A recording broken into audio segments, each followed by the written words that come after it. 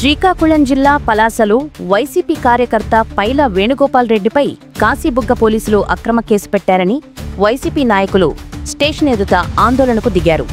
ఈ నేపథ్యంలో పోలీసులకు వైసీపీ కార్యకర్తలకు మధ్య వాగ్వాదం పెరిగి ఉద్రిక్తలకు దారితీసింది.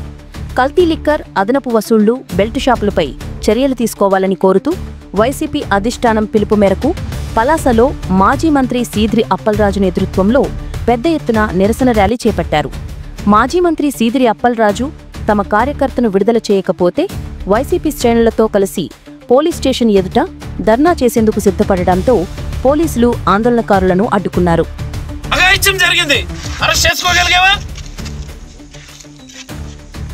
నీ పరిధిలో సంబంధం లేకుండా ఒక వ్యక్తి, వాయిల్పల్లి లక్ష్మణ్ అనేటువంటి వ్యక్తి గొడవ దగ్గరే లేడు, అక్రమంగా కేసు పెట్టి జైలు పంపించారు. That is your efficiency. అందులో ఇది ఒకటి, మీరు రిమాండ్కి పంపించవచ్చు.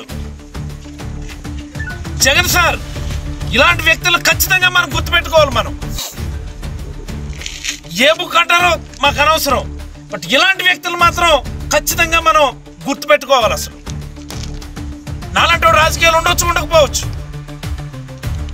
బట్ ఇలాంటి వ్యక్తులు ఇలాంటి పొజిషన్స్ లో ఉండడం వల్ల సమాజానికి చాలా చెడు జరుగుతుంది. అసలు ఆ నోటీసులు ఉండే జరుగుతున్నాయి, ఇవన్నీ కూడా ఆ నోటీసులు ఉండి జరుగుతున్నాయి.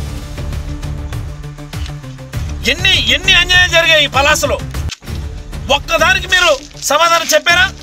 ఒక్కదానికి నేను చెప్తాను. నేను మీకు అసలు ఈ ప్రభుత్వం వచ్చినప్పటి నుంచి ఈ నియోజకవర్గంలో జరిగినటువంటి అన్యాయాలు, ఇదే సీఏ ప్రతిదానికి కూడా సాక్ష్యం. పోలీసులతో విరోధం ఎందుకని, పోలీసులతో గ్యాప్ ఎందుకని మనసు చంపుకొని అలాగా తగ్గున్నాం చీటికి మాటికి ఉచ్చబోసుకుంటూ తీసుకొచ్చి పోలీస్ స్టేషన్లో పెట్టడం.